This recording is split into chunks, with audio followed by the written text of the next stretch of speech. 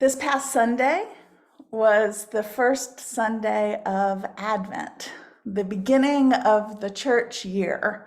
So, Happy New Year!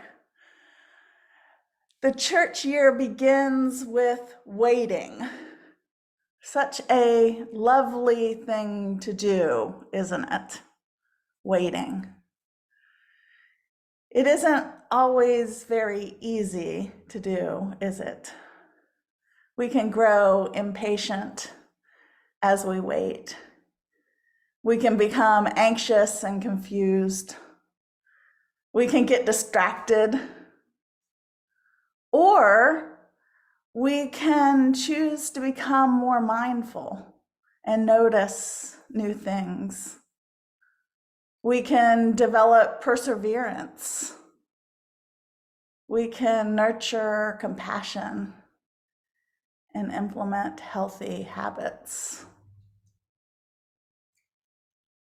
During Advent, we wait for the coming of Christ, for the first coming, the birth of Jesus, and the second coming, when, as N.T. Wright says, Christ returns to put all things right in the end.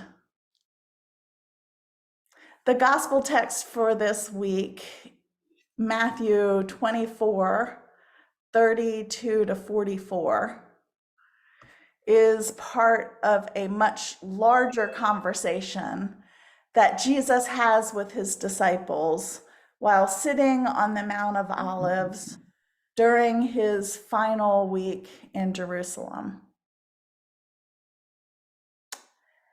At the beginning of the chapter, the disciples point out the temple to Jesus. And Jesus tells them it will be totally destroyed. He goes on to describe signs of the end of the age, complete with devastation, persecution, and desolate sacrilege. Then Jesus quotes from the prophet Daniel about them witnessing the Son of humanity coming on the clouds of heaven. The conversation continues into the passage that we will contemplate today about remaining ever watchful. So many scholars take this chapter to be describing the events that happened in 70 AD when Rome destroyed Jerusalem and the temple, while some interpret it as describing the end of the world. But however you interpret it, the wisdom to always be ready is undeniable for any time. Life is fragile. We don't know when we will breathe our last, so it behooves us to always be ready. So before we begin the contemplation, I want to read the Old Testament passage that Will Gaffney chose for this week's lectionary text, and also her commentary to help us frame our hearing of this gospel reading. It twists it a little bit so that it's more beautiful and not quite as scary, maybe.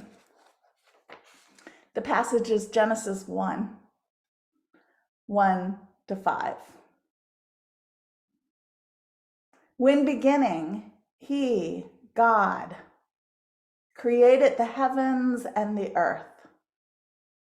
The earth was shapeless and formless, and bleakness covered the face of the deep, while the Spirit of God, she, fluttered over the face of the waters.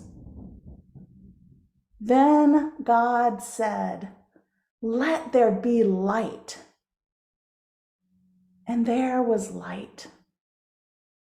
And God saw that the light was good, So God separated the light from the bleakness, and God called the light day, and the bleakness God called night. And there was evening, and there was morning, day one. In Gaffney's commentary about these texts, all of God's creation is good and beloved. This extends to the earth and her creatures and all of God's children, daughters and sons, and considering the genderful first human, non-binary siblings alike. As Advent prepares the church to receive and incarnate God, the emphasis on the goodness of creation is a powerful reminder that human flesh, particularly woman flesh, is part of that good and beloved creation. Love and longing characterize these texts.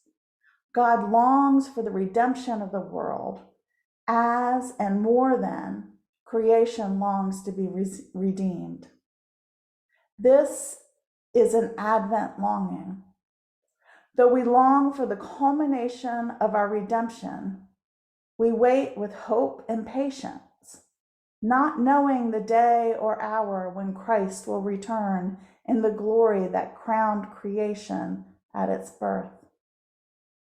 These Advent readings see women created in the image of God as the font of the coming incarnate redemption, rather than the cause of the world's brokenness.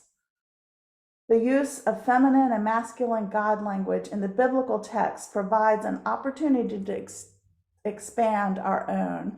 If you noticed, it was God, he, and spirit, she. Though binary language is the vernacular of the text, the introduction of a God who transcends a single gender category reveals the limitations of those categories for God and for those created in her, here, his, zer, ours, their image. So that kind of frames the beginning, frames the end. So before I read today's passage, I will light my candle and invite us to rest for a moment in God's presence.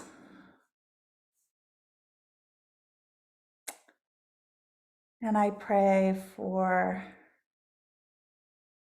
the graces that we always pray for, to know Jesus more intimately, to love him more intensely, and to follow him more closely.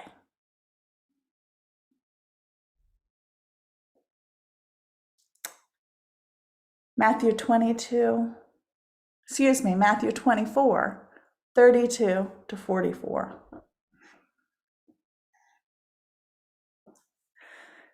Jesus said, "From the fig tree learn its lesson. As soon as its branch becomes tender and puts forth its leaves, you know that summer is near. So also, when you see all these things, you know that the Son of Woman is near, at the very gates. Truly, I tell you, this generation will not pass away until all these things have taken place. Heaven and earth will pass away, but my words will not pass away." But about that day and hour, no one knows, neither the angels of heaven nor the Son, but only the Most High God. For as the days of Noah were, so will be the coming of the Son of Woman. For as in those days before the flood, they were eating and drinking, marrying and given in marriage, until the day Noah entered the ark. And they knew nothing until the flood came and swept them all away. So too will be the coming of the Son of Woman. Then two will be in the field, and one will be taken, and one will be left. Two women will be grinding meal together. One will be taken, and one will be left. Keep awake, therefore, for you do not know on what day your Redeemer is coming. But understand this. If the owner of the house had known in what part of the night the thief was coming, the owner would have stayed awake and would not have let the house be broken into. Therefore, you also must be ready, for the Son of Woman is coming at an unexpected hour. The word of the Lord.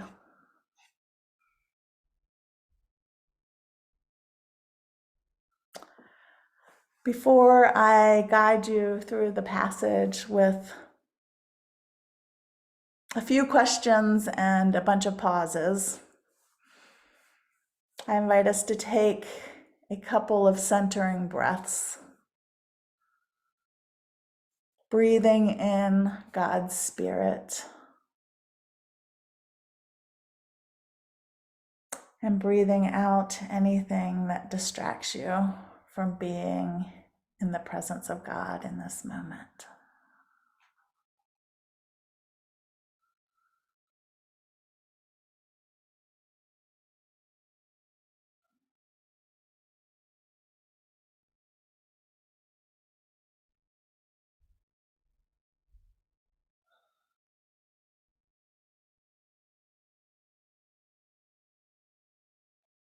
And I pray again for today's graces,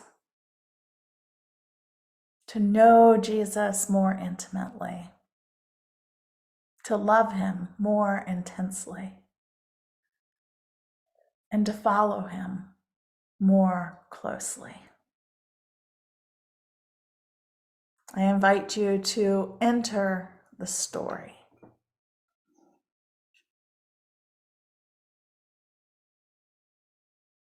As you enter the scene, you are with Jesus and the others on the Mount of Olives. What do you notice around you?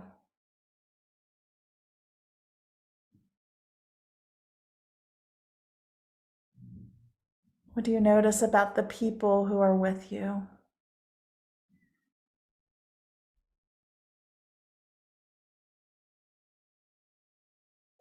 The olive trees or other trees that are present?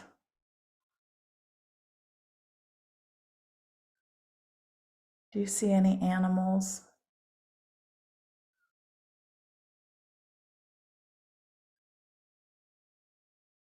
Perhaps you take note of the temple in the distance.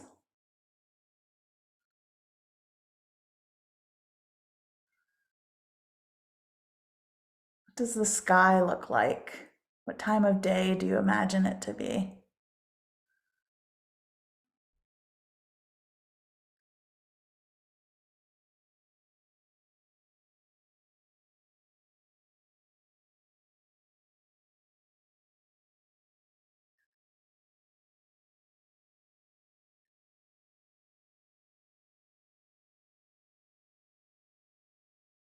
It's been quite a week here in Jerusalem, and Jesus has been talking to you about destruction, persecution, and desolating sacrilege. What is your mood?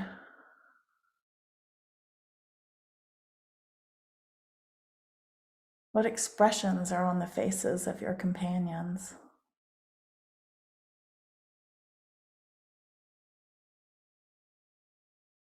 Is anyone asking Jesus any questions?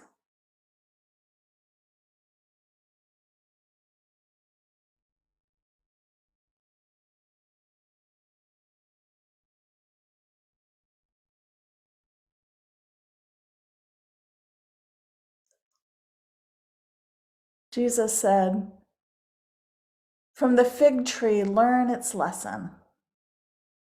As soon as its branch becomes tender and puts forth its leaves, you know that summer is near."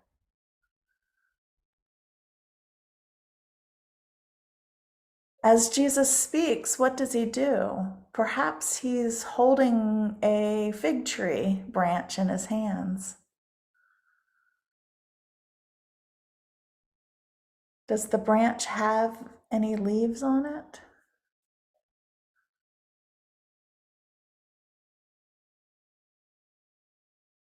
What time of year is it? Is summer near?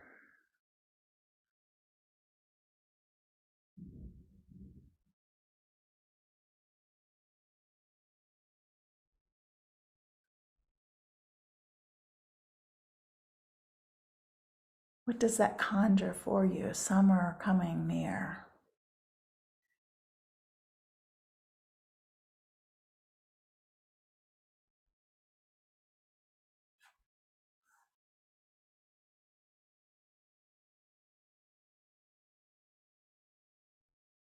So also when you see all these things, you know that the Son of Woman is near, at the very gates.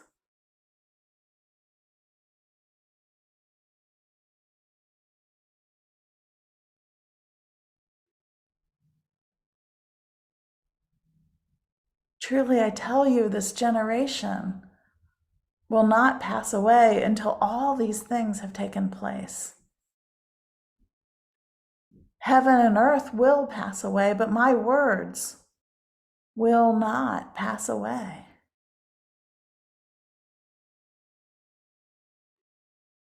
What emotions are you experiencing?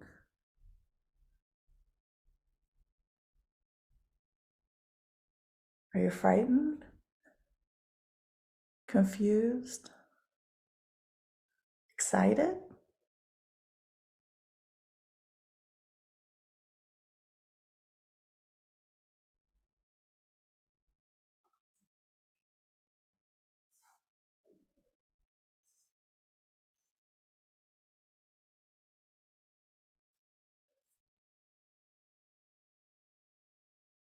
Jesus continues, "But about that day and hour, no one knows, neither the angels of heaven nor the Son, but only the Most High God."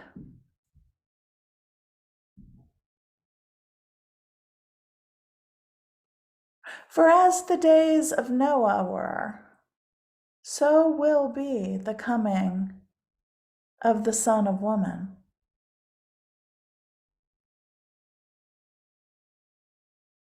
For as in those days before the flood, people were eating and drinking, marrying and given in marriage, until the day Noah entered the ark. And they knew nothing until the flood came and swept them all away. So too will be the coming of the Son of Woman.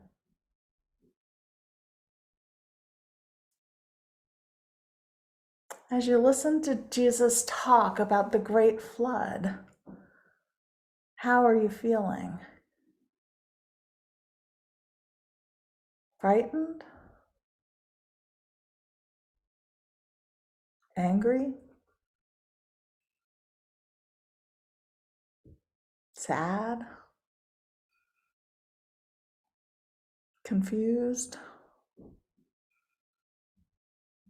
Something else?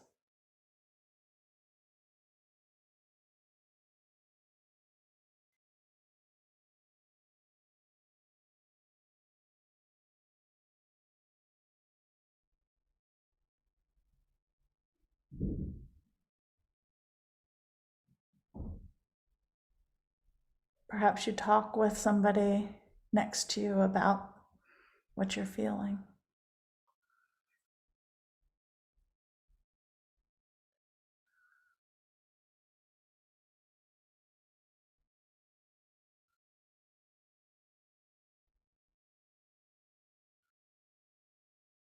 Jesus gives another illustration. Then two will be in the field, and one will be taken, and one will be left. Two women will be grinding meal together. One will be taken, and one will be left.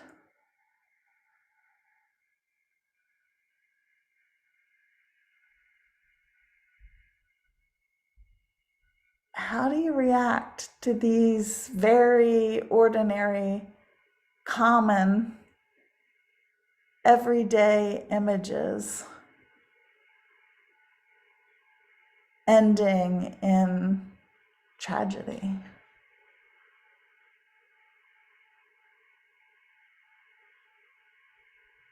Or perhaps you don't see it as tragedy. What are you feeling?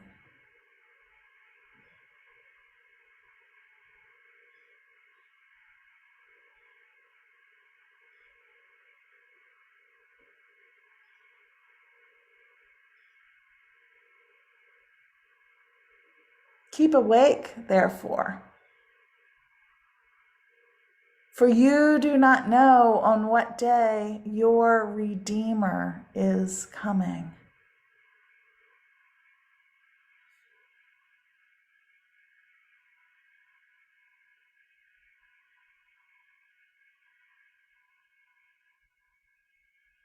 When you hear the word Redeemer, what does that cause you to feel?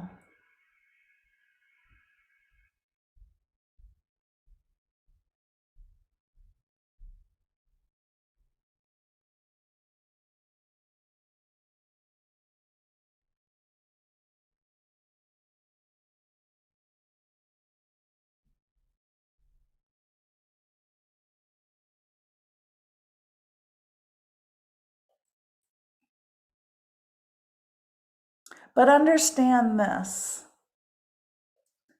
If the owner of the house had known in what part of the night the thief was coming, the owner would have stayed awake. It would not have let the house be broken into.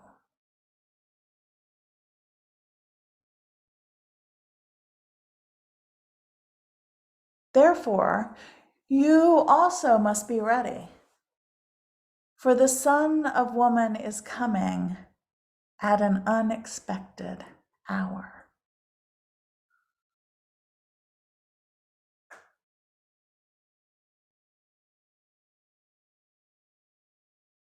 I wonder how these words cause you to feel.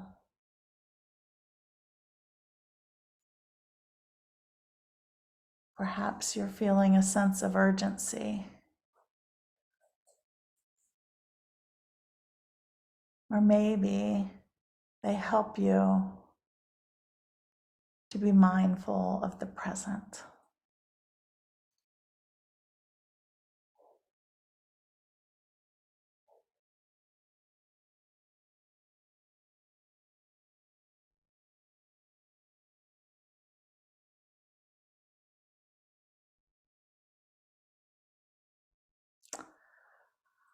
I invite you to spend the next 10 minutes in a colloquy with the divine.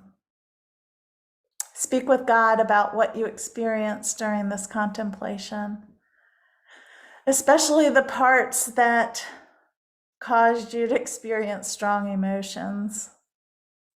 What might God want to say to you about your life or the life of your community as it relates to this story? When I sound my chimes, it will indicate that you have about a minute to wrap up your colloquy, after which time I will end the silence with reading this week's psalm. If you're doing this contemplation later with the recording, go ahead and hit pause now and spend as much time in contemplation and quiet as you feel you need. Then restart the video when you're ready to hear the psalm.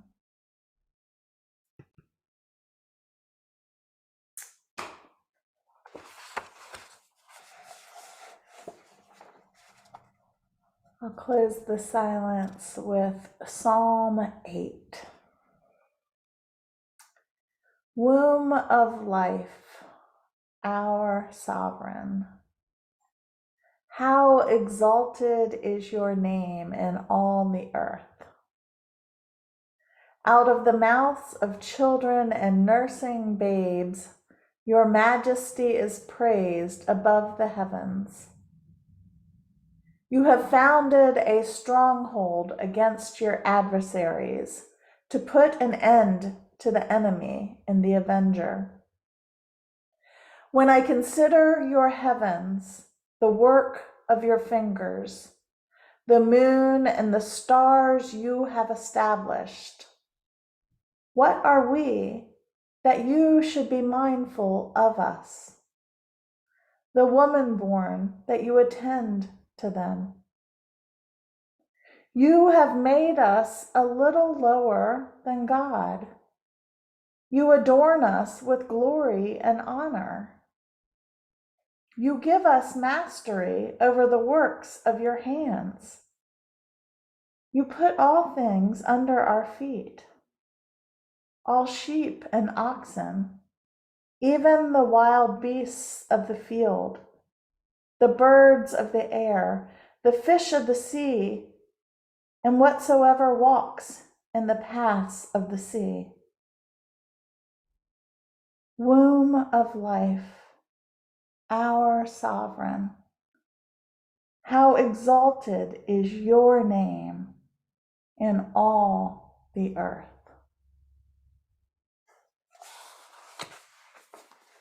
Amen.